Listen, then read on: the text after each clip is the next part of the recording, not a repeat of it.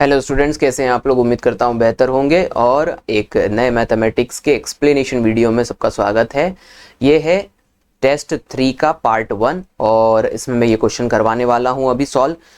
उससे पहले जो नए स्टूडेंट हैं उनके लिए मैं एक और स्पेसिफिक इन्फॉर्मेशन दे दूं कि ये टेस्ट आप कहां पर दे पाएंगे या आप देना चाहते हैं तो सबसे इम्पॉर्टेंट चीज़ ये है कि आप गूगल प्ले स्टोर पे जाइए। मैं आपको जगह बता देता हूँ कि ये टेस्ट आपको कहाँ पर फ्री में अवेलेबल हो जाएंगे। गूगल प्ले स्टोर पे टाइप करिए empirical institute, EMPIRICAL, empirical type करेंगे, इंस्टीट्यूट अपने आप आ जाएगा। वहाँ पर जा कर के आप एप्लीकेशन को डाउनलोड कर लीजिए, इंस्टॉल कर लीजिए और उसके बाद में आप जाइएगा फ्री टेस्ट में। कहाँ पर जाइएगा? फ्री टेस्ट में। फ्री टेस्ट में आपको बहुत सारे टेस्ट अवेलेबल हैं, करीब 200 प्लस टेस्ट इसमें अवेलेबल आपको हैं और इसमें आप ये टेस्ट दे सकते हैं। साथ ही साथ यदि कोई व्यक्ति, क्योंकि फ्री टेस्ट में सारे जीके एफटी सब आ जाएगा, एक साथ आता है, यदि आप स्पेसिफिक चाहते हैं कि ये आपको टेस्ट मिल जाए तो मात्र 29 रुपीज़ में टोटल मिला करके जो मैं टेस्ट की संख्या बता रहा हूँ वो है 60 प्लस। ये लिखा हुआ है यहाँ पर 60 प्लस टेस्ट आपको मात्र 29 रुपीज़ में वहाँ से परचेस कर लेने हैं। तो आपको एक ही पोर्टल में अनलिमिटेड टाइम्स ये करने का मौका मिल जाएगा कि आप वहाँ पर अनलिमिटेड टाइम्स रीअटेम्प्ट भी कर पाएंगे। तो मैंने जैसे कहा, ये स्पेसिफिक एग्ज़ाम्स जो हैं उनके लिए ये बहुत फ़ायदे का सौदा है। तो इसलिए आप लोग अपने विवेक के हिसाब से इसको परचेस कर लीजिएगा। इससे ज़्यादा इन्फॉर्मेशन की आवश्यकता आपको नहीं होनी चाहिए। अब हम प्रश्न पर आते हैं। प्रश्न पहला कहा गया है कि 1 से 700 के बीच में कितनी संख्याएं 17 से पूर्ण विभाज्य है। यानी कि आपको पता करना है कितनी संख्याएं जो हैं 700 तक 17 से पूरी कट जाएंगी। आपको सिर्फ इतना सा काम करना है कि 700 को 17 से डिवाइड कर देना है और जितनी भी बार ये पूरा कटता है उतना नंबर ही संख्या का होगा जो 700 के अंदर संख्याएं होंगी। तो आप इसको काटिए 17 से, तो 17 चौक 68 बच गया, यहाँ पर 2 बच गया तो 20 बन गया और 17 एकम 17, यानी कि इसका सही आंसर होगा 41 नंबर ऐसे हैं जो 700 के अंदर कट जाएंगे। तो ध्यान दीजिएगा, यहाँ पर ये रहा इसका answer, 41 is the right answer.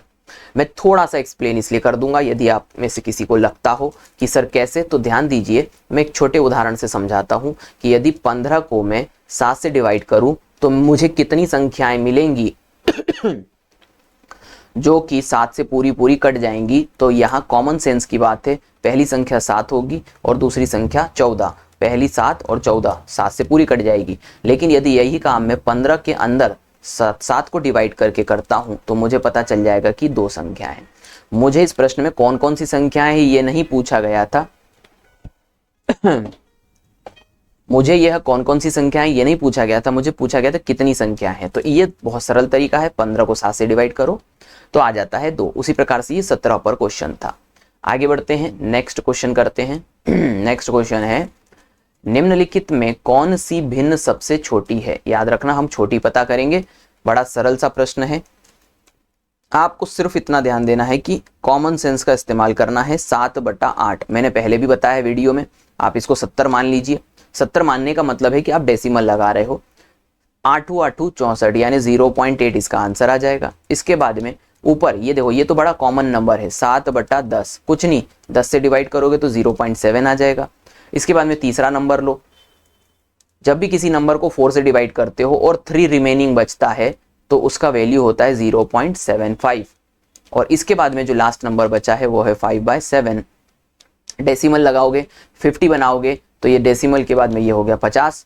7 7 49 बच गया कितना? 1 का मतलब कि आपको 0 लगा करके उसको 10 बनाना है, मतलब कि ये 0.71 इसका वैल्यू आएगा 5/7 का। तो आपको पता चल चुका है कि कौन सा जो वैल्यू है वो सबसे छोटा यहाँ पे दिख रहा है, 7/10 यानी 0.7। तो इसका सही आंसर होगा 7/10। ठीक है, आगे बढ़ते हैं, नेक्स्ट क्वेश्चन करते हैं।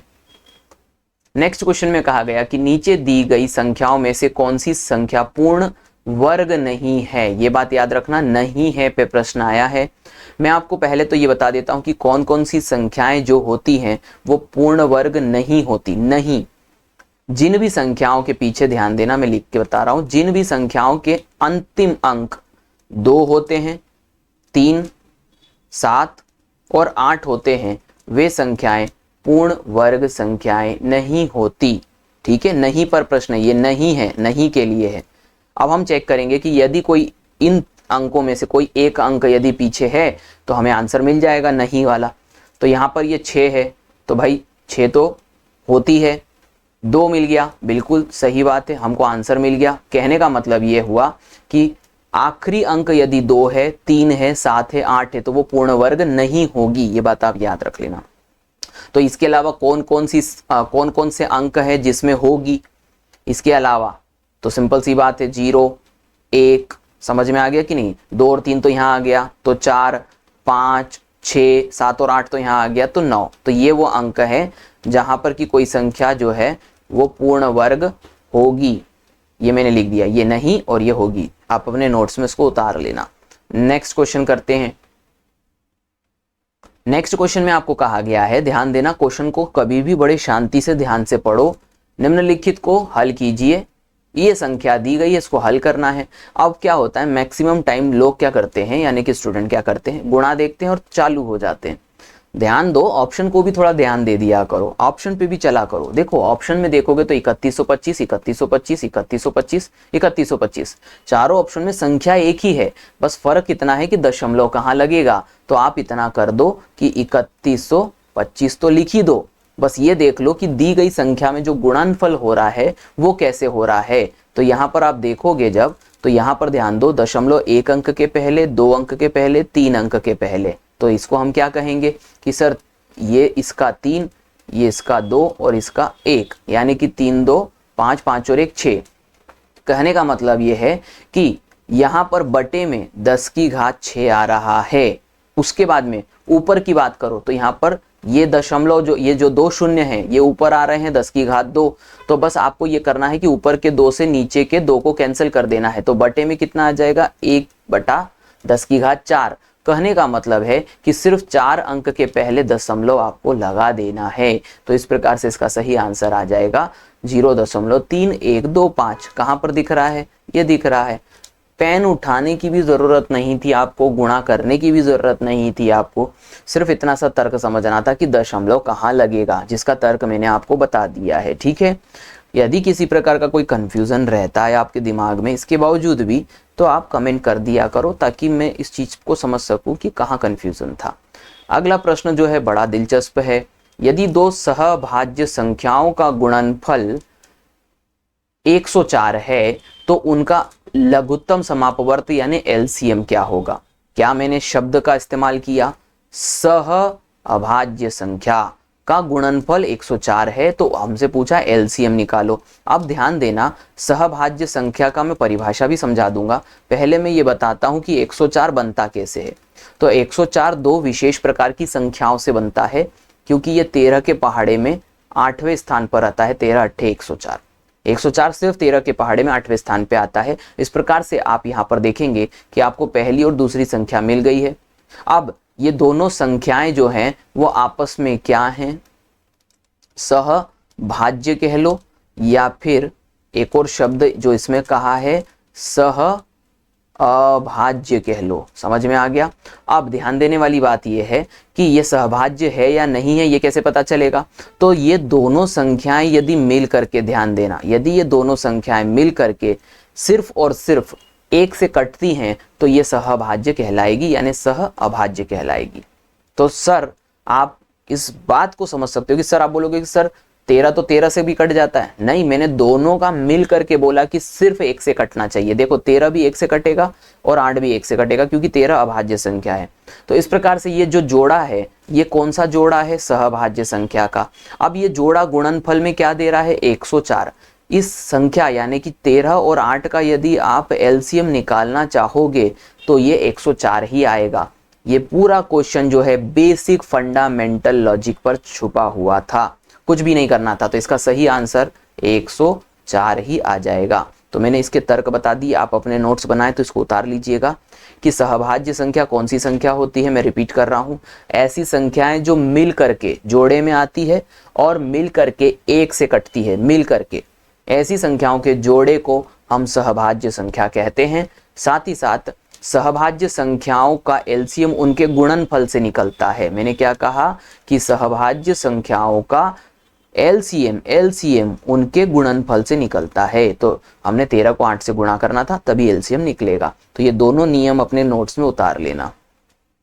नेक्स्ट हम क्वेश्चन करते हैं। नेक्स्ट क्वेश्चन में क्या कहा गया है कि एक जीवाणु की आबादी पहले 10 मिनट में 6% और फिर अगले 10 मिनट में 10% की दर से बढ़ती है। 20 मिनट के पश्चात उसकी आबादी में कुल प्रतिशत वृद्धि ज्ञात कीजिए। ध्यान दीजिए, बड़ा दिलचस्प और शानदार क्वेश्चन है।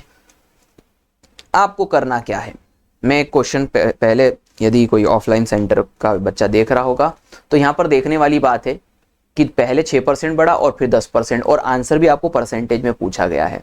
मैंने आपको एक कॉन्सेप्ट लिखवाया है x plus y plus x y upon 100। बस सिंपल सी बात है, पहली बार 6% बढ़ा, दूसरी बार 10% बढ़ा, और फिर आप 6 और 10 को गुणा कर दीजिए डिवाइडेड बाय 100, यानी कि यहाँ पर x पहला परसेंटेज है और y दूसरा परसेंटेज है, और ये रहा कॉन्सेप्ट। अब आप इसको गुणा जोड़ दीजिए तो 6 और 10 हो गया 16, प्लस में 0 से 0 कैंसिल हो गया तो यहाँ पर बच जाएगा 0.6, तो 16.6 जो है प्रतिशत के रूप में इसका आंसर आ जाएगा। कहाँ पर दिया हुआ है, ये दिया हुआ है 16.6% की वृद्धि हो जाएगी। तो अगली बार जब भी ऐसा कोई प्रश्न आए जहां पर 2% में इस भाषा में प्रश्न किया जा रहा है कि ये एक वृद्धि हो गई फिर एक वृद्धि हो गई, कुल कितनी वृद्धि हुई, तब आपको इस कॉन्सेप्ट को इस्तेमाल करना है। नेक्स्ट क्वेश्चन करते हैं। चलो नेक्स्ट क्वेश्चन क्या है, नेक्स्ट क्वेश्चन है कि एक वस्तु के अंकित मूल्य और क्रय मूल्य का अनुपात 5:3 है। यदि उस वस्तु का विक्रय मूल्य 3645 है और दुकानदार ने अंकित मूल्य पर 25% और 10% की दो क्रमवार छूट दी है, तो इस सम व्यवहार में होने वाला प्रतिशत लाभ या हानि बताइए। देखिए, प्रश्न को हमको एक बार मैं आपको इसलिए पढ़वाता हूं ताकि आपको प्रश्न का जो है वो एक इमेजिन हो जाए कि क्या भाषा में प्रश्न है। दूसरी बार आप प्रश्न को ऐसे पढ़िए जिसके आधार पे आप प्रश्न को कर सके, जैसे कि अब मैं पढ़ रहा हूं। प्रश्न पढ़िए पहली लाइन को, एक वस्तु के अंकित मूल्य और क्रय मूल्य का अनुपात। तो जितना मैंने पढ़ा उतना मेरे को लिख भी देना है। तो मैंने कहा ये रहा अंकित और ये रहा क्रय मूल्य और इसका अनुपात 5:3 है। देखने वाली बात यह है कि प्रश्न में आगे मुझसे कहा गया कि यदि उस वस्तु का विक्रय मूल्य 3645 है, तो मैंने इस तरफ लिख दिया, जो मुझे आगे जरूरत पड़ेगी कि 3645 मेरा विक्रय मूल्य है और दुकानदार ने अंकित मूल्य पर 25% और 10% की दो क्रमवार छूट दी है। ध्यान दीजिएगा, जो भी डिस्काउंट होता है वो हमेशा अंकित मूल्य पे दिया जाता है और इस प्रश्न में आपको अंकित मूल्य नहीं दिया गया, इसीलिए ध्यान देना है कि अंकित मूल्य यहाँ पर आपको अनुपात में दिया गया है 5। अब यदि आपको आगे बढ़ना है तो आपको सबसे पहले इसको संख्या बना लेना है। और आप कहोगे यदि कि सर बेसिक से क्यों करवा रहे हो, तो मुझे आपको समझाने से मतलब है, आप कैसे इसको समझते हैं वो इम्पॉर्टेंट है और उसके बाद आप इसको कैसे भी कर सकते हैं। तो मैंने माना कि अंकित मूल्य 5x राशि है जिसके ऊपर पहला डिस्काउंट कितना मिल रहा है हमको 25%, मतलब कि हमको 75% राशि चुकानी है, क्योंकि डिस्काउंट वो राशि होती है जो हमें नहीं देनी है। तो हमें क्या देना था, तो 25% हमको डिस्काउंट मिला तो हमें देना था 75, और फिर सेकंड डिस्काउंट हमको मिला है कितना 10%, यानी कि हमको जो राशि देनी थी वो 90 देनी थी। इस प्रकार से ध्यान देना, ये जो पूरा वैल्यू है 5x इंटू 7500 90/100, ये किसके बराबर हो जाएगा, ये हो जाएगा 3645 के। आप कहेंगे कैसे, ये पहले मैं आपको बता चुका हूँ। प्रीवियस वीडियो यदि कोई नहीं जानता है कि मैं क्या करवा रहा हूँ, ज़्यादा हाई लेवल के हैं, तो पहले आप जा कर के प्लेलिस्ट में जा कर के बेसिक चैप्टर कंप्लीट करके आ जाओ। अब मैं इसको थोड़ा सा सॉल्व करता हूँ। 25 से मैं इसको काटूंगा तो 3 बार कट जाएगा, 25 से काटूंगा तो 4 बार कट जाएगा, 0 से ये 0 कैंसिल हो जाएगा। मैं इसको 9 से काटूंगा तो 9 से काटूंगा तो 9 चौक 36, 0 नापा 45, और फिर मैं इसको 3 से काटूंगा तो 3 एकम 3 बच गया कितना 1, 3 एकम 3 3 बच गया 1, 3 पाँचे 3 एकम 3 3 तिया 9 बज 2 सेकेंड कंफ्यूजन ना हो जाए, है ना। 3 एकम 3 3 तिया 9 और 3 पाँचे 15। अब मैं किससे काट रहा हूँ, इधर वाले 5 से काट रहा हूँ, ध्यान देना। तो 5 से काटूंगा तो 5 दूनी 10 और फिर बच गया 3, 5 7 35, यानी कि यहाँ पर बच गया है 27, यहाँ नीचे बच गया है 4 और यहाँ पर बच गया है 10।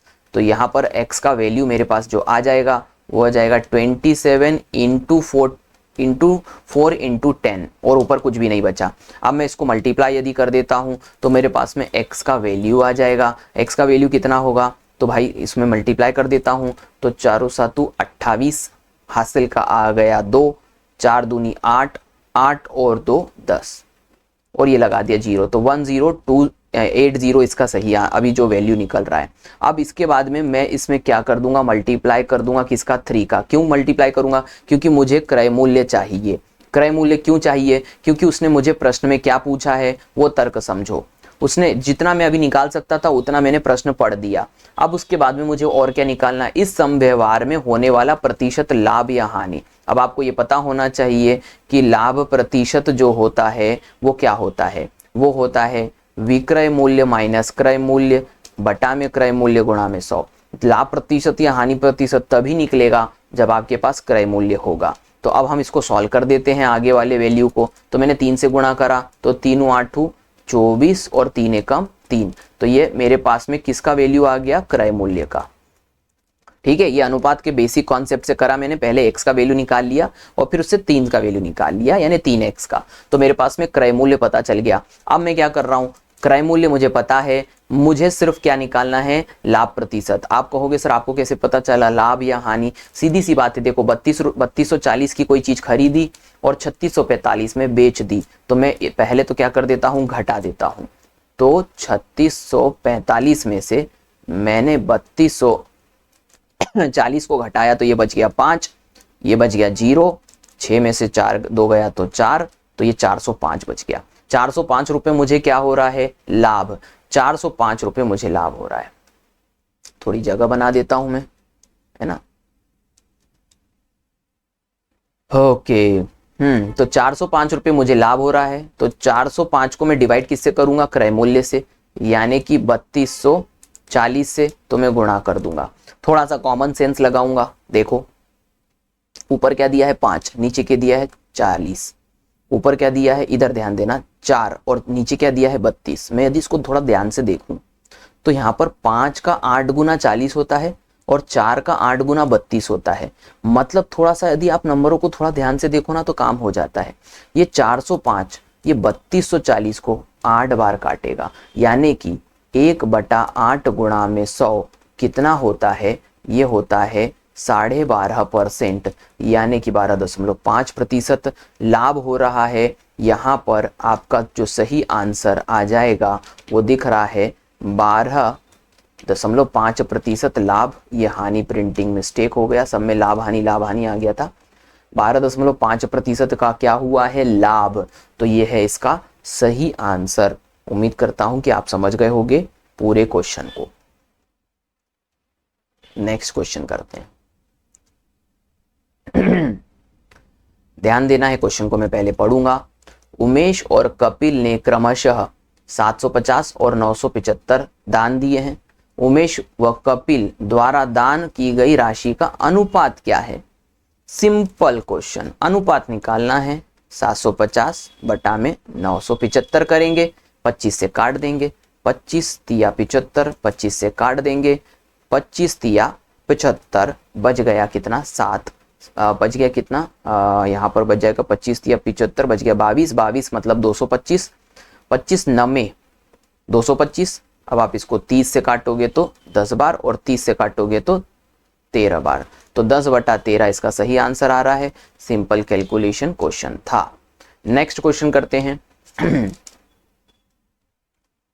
प्रश्न है 48,000 रुपए की राशि को दो भाइयों अनिल और आदित्य में 11:13 के अनुपात में बांटा जाता है। आदित्य का हिस्सा कितना होगा?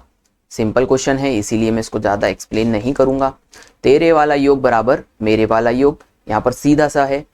एक राशि है, दो भागों में बांटनी है, तो यहाँ पर मैं 11 और 13 को जोड़ दूंगा तो ये हो जाएगा 24, 24 बराबर में हो जाएगा 48,000। तेरे वाला योग बराबर मेरे वाला योग। एक से ये 200 बार, तो 1 बराबर 200 आ गया। अब आपसे किसका हिस्सा पूछा? आदित्य का। आदित्य कौन है? पहले वाला अनुपात या दूसरे वाला? दूसरे वाला। तो आप इसमें 13 का गुणा कर दोगे, 13 दूनी 26, तो इसका सही आंसर जो हो जाएगा 26,000 आ जाएगा। यहाँ पर ये 1 बराबर 2000 था, मैंने गलती से लिख दिया, तो ये हो गया 26,000, इसका सही आंसर आएगा। दिख गया। नेक्स्ट क्वेश्चन करते हैं। अगला क्वेश्चन है, ए और बी मिलकर एक काम को 6 दिनों में पूरा कर सकते हैं और बी और ए अकेले उसी काम को 9 दिन में पूरा कर सकता है, तो बी अकेले उस काम को पूरा कितने दिनों में करेगा? यानी कि बी अकेले उसी कार्य को पूरा करने में कितने दिन लेगा? सिंपल या बेसिक क्वेश्चन में कह सकता हूं इसको। देखो, आपको कहा ए और बी मिलकर के कितना दिन ले रहे हैं? 6 दिन। साथ ही साथ आपको कहा ए अकेला कितने दिन ले रहा है? 9 दिन। बेसिक तरीके से आप सबसे पहले एलसीएम ले लीजिएगा, है ना। तो नामी 9, ये हो गया 6 दिन, ये हो गया 9 दिन, तो आप इसको एलसीएम के तौर पे क्या लेंगे? 18। समझ रहे हैं ना, 9 का डबल हो गया 18, 6 से भी डिवाइड होता है। 18 एलसीएम आ चुका है, तो यहाँ पर आप 18 को 6 से डिवाइड करेंगे तो आपको पता चल जाएगा कि ए और बी मिलकर के 3 भाग काम कंप्लीट करते हैं और ए अकेला 2 भाग काम करता है। अब ध्यान दीजिए, यहाँ पर ए प्लस बी में से यदि आप ए को माइनस कर दें, यानी कि ए और बी की क्षमता में से ए की क्षमता को माइनस कर दें, तो यहाँ पर 1 बच जाएगा, 3 में से 2 गया, ये आ गई आपकी ए की क्षमता। आप एलसीएम को 1 से डिवाइड कर दो तो 1 ही आएगा, इसका सही आंसर आएगा 18। मैं भी आपको सिर्फ एक्सप्लेन कर रहा हूं, इसलिए बेसिक करवा चुका हूं, इसलिए मैं सीधे एक्सप्लेन करवा रहा हूं। नेक्स्ट क्वेश्चन करते हैं। ध्यान दीजिएगा, नेक्स्ट क्वेश्चन बड़ा अच्छा है। एक तरल मिश्रण में 1/5 भाग अम्ल है, 3/5 भाग अल्कोहल है, शेष भाग पानी है। यदि मिश्रण की कुल मात्रा 20 लीटर है तो मिश्रण में कितना पानी लीटर्स में है? अब बात को आप थोड़ा सा अनुपात को ध्यान से देखिएगा कि एक तरल में 1/5 भाग, 1/5 भाग जो है वो क्या है? अम्ल है। 3/5 भाग क्या है? अल्कोहल है। अब आप इस बात को ध्यान दीजिएगा कि जो मिश्रण है उसमें 1/5 भाग का मतलब क्या हो गया? इस बात को आप समझिए। कुल मिलाकर के 5 में से 1 भाग जो है वो अम्ल है, 5 में से 3 भाग क्या है? यहाँ पर अल्कोहल है। तो आप मेरी बात को समझिए कि मैं यदि ये कहता हूं कि 5 भाग में से 1 भाग और 5 भाग में से 3 भाग यदि अलग हो गया, तो आपसे पूछा है शेष भाग पानी है, तो आप बताइए कि यहाँ पर यदि 5 में से 1 और 5 में से 3, तो यदि मैं ऊपर वाले हिस्सों को यदि जोड़ देता हूं तो कितने हिस्से बनेंगे? 1 और 3 कितना हो गया? 4।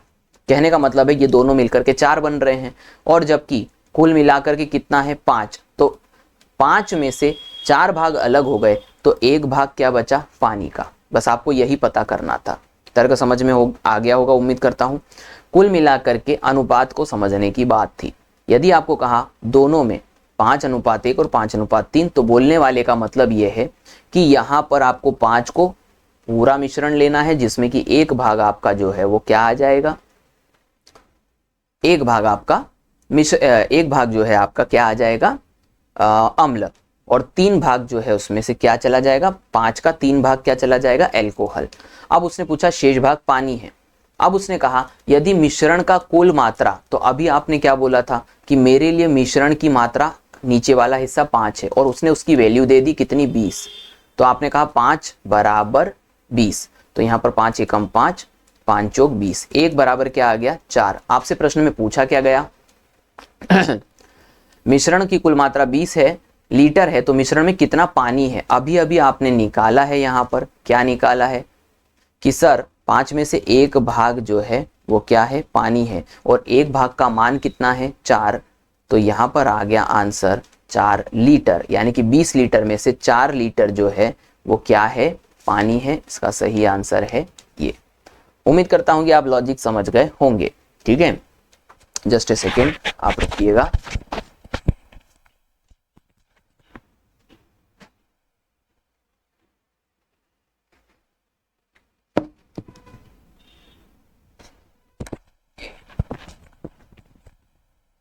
ओके। ओके, तो चलो शुरू करते हैं फिर नेक्स्ट क्वेश्चन, यदि ये समझ में आ चुका है तो। एक जग में 2 छिद्र हैं। पहला छिद्र जग को 15 मिनट में खाली करता है। दूसरा छिद्र जग को 20 मिनट में खाली करता है। यदि रिसाव एक निश्चित दर से हो रहा है तो दोनों छिद्रों के द्वारा जग कितनी देर में खाली हो जाएगा। तो देखते हैं इसको, क्वेश्चन को करते हैं। सबसे पहली बात तो हमको ये कही गई कि भाई पहला वाला जो छिद्र है हमने उसको ए माना, वो 15 मिनट में खाली कर रहा है। दूसरा वाला छिद्र हमने बी माना, वो 20 मिनट में खाली कर रहा है। टाइम एंड वर्क का बेसिक क्वेश्चन है, दोनों मिल के काम करेंगे। पहले हम एलसीएम निकाल लेते हैं, दोनों का एलसीएम आएगा 60।